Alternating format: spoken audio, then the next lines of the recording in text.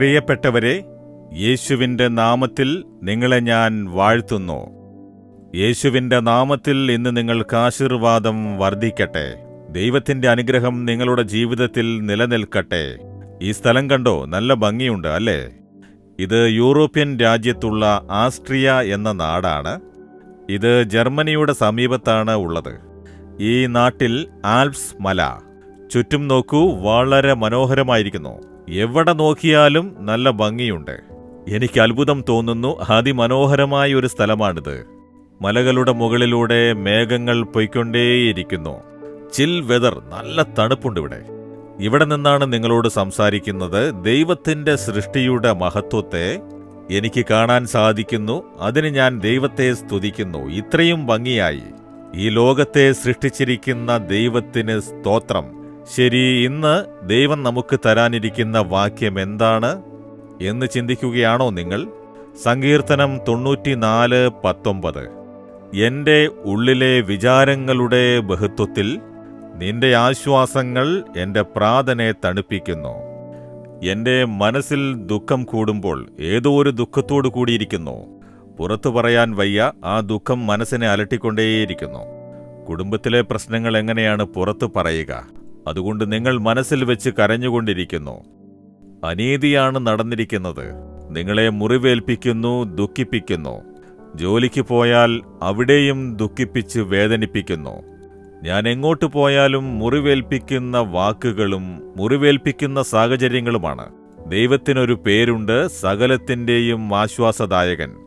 ഇന്ന് ദൈവം നിങ്ങളെ നോക്കി പറയുന്നു, എൻ്റെ മകനെ, എൻ്റെ മകളെ, ഞാൻ നിന്നെ ആശ്വസിപ്പിക്കുന്ന ദൈവമാണ്.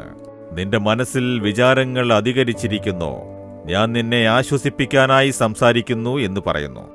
ഒരിക്കൽ ഒരു സമ്മേളനത്തിന് ഞാൻ പോയിരുന്നു. ദൈവവചനം പ്രസംഗിച്ച് തീർന്നു. ഒരു സഹോദരി വന്നു. അവർ കരഞ്ഞുകൊണ്ടേയിരുന്നു, ഏങ്ങലടിച്ച് കരഞ്ഞുകൊണ്ടിരുന്നു. എന്താണ് പ്രശ്നം സഹോദരി എന്ന് ചോദിച്ചപ്പോൾ ഞാൻ വളരെ ദുഃഖത്തോടെയാണ് വന്നത്. എന്തിനു ജീവിക്കണം, മരിച്ചാൽ നന്നായിരുന്നു എന്നൊരു തോന്നൽ ഉണ്ടായിക്കൊണ്ടേയിരുന്നു. വീട്ടിൽ ഞെരുക്കം, പുറത്ത് ഞെരുക്കം. ഞാൻ എന്ത് ചെയ്താലും തെറ്റായി വ്യാഖ്യാനിക്കുന്നു. ഞാൻ നന്മ ചെയ്താലും അത് തിന്മയായി അവസാനിക്കുന്നു. അതുകൊണ്ട് എന്നെക്കുറിച്ച് തന്നെ ഞാൻ ദുഃഖിക്കുന്നു. ഞാൻ ദുഃഖിച്ച് കരഞ്ഞുകൊണ്ട് അവസാനമായി മീറ്റിങ്ങിന് പോയി. പിന്നെ മരിച്ചു പോകാമെന്നാണ് വന്നത്. ദൈവം എന്നോട് സംസാരിച്ചു, എന്നെ ആശ്വസിപ്പിച്ചു. എൻ്റെ മനസ്സിലുള്ളത് പറഞ്ഞ് എന്നെ ദൈവം ആശ്വസിപ്പിച്ചു. ആ ആശ്വാസം എൻ്റെ മനസ്സിനെ നിറച്ചതുകൊണ്ട് സന്തോഷം താങ്ങാനാവാതെ കരയുകയാണ് എന്ന് പറഞ്ഞു. അവരുടെ മനസ്സിലൊരു വേദനയോടെയാണ് വന്നത്, മുറിവേറ്റ മനസ്സോടെ. ദൈവം അവരെ ആശ്വസിപ്പിച്ച് ആനന്ദ കണ്ണുനീര് പൊഴിക്കാൻ ഇടയാക്കി. അതേ ദൈവം നിങ്ങളെ നോക്കി പറയുന്നു, എൻ്റെ മകനെ, നിന്റെ മനസ്സ് വ്യാകുലപ്പെട്ടിരിക്കുന്നു. എൻ്റെ മകളെ, നിന്റെ മനസ്സ് മുറിവേറ്റ് നീ ദുഃഖിച്ചുകൊണ്ടിരിക്കുന്നു. ഞാൻ നിന്നെ ആശ്വസിപ്പിക്കുന്ന ദൈവമാണ്. നീ കരയരുത്. നിന്റെ കണ്ണുനീർ തുടച്ചു കളയൂ. ഞാൻ നിന്നോട് ന്യായം പാലിക്കും. നിന്റെ ദുഃഖത്തെ ഞാൻ സന്തോഷമാക്കി മാറ്റും. നാണക്കേടിന് പകരം ഇരട്ടി പ്രതിഫലമുണ്ടാകും. എവിടെയാണോ അപമാനിക്കപ്പെട്ടത് അതേ സ്ഥലത്ത് നിനക്ക് ഉയർച്ചയുണ്ടാകും. ആശ്വാസവാക്കുകൾ പറഞ്ഞ് നിങ്ങളെ ആശ്വസിപ്പിക്കുന്നു. അതിനാണ് യേശു കുരിശിൽ തന്നെ ബലിയർപ്പിച്ചത്. നമ്മുടെ വ്യാകുലതകളും ദുഃഖങ്ങളും കണ്ണുനീരും യേശു കുരിശിൽ ചുമന്നു. ആ യേശു നിങ്ങളുടെ അടുത്ത് വന്ന് നിങ്ങളുടെ തോളിൽ കൈയിട്ടുകൊണ്ട് പറയുന്നു, എൻ്റെ മകനെ കരയേണ്ട, എൻ്റെ മകളെ കരയേണ്ട, ഞാനുണ്ട് നിനക്ക് എന്നാശ്വസിപ്പിക്കുന്നു. ആ ആശ്വസിപ്പിക്കൽ സ്വന്തമാക്കൂ, മനസ്സിൽ ഏറ്റെടുക്കൂ. യേശുവേ, എന്നെ ആശ്വസിപ്പിക്കാൻ എൻ്റെ അടുത്ത് വന്നിരിക്കുന്നു. എൻ്റെ തോളിൽ കൈയിട്ട് എന്നോട് സംസാരിക്കുന്നു. ആ ആശ്വാസത്തെ ഞാൻ ഏറ്റെടുക്കുന്നു.